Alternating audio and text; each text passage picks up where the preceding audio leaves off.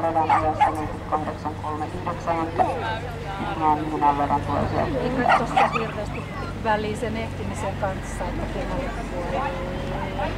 Mä en tiedä kuinka kaukana toi on toi aita tuolla keppien edessä. Jonkun nipan kun lähettäisi sinne, missä saattaisi jopa se niin.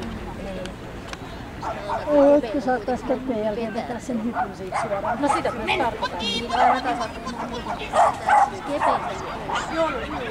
Kaikki koirat on niin erilaisia. Niin.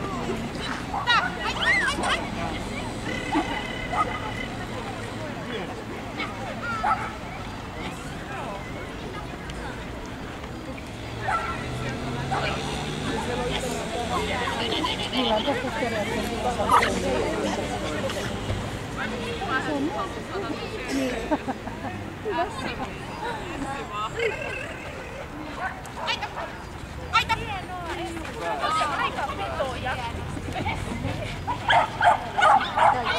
Ei saa.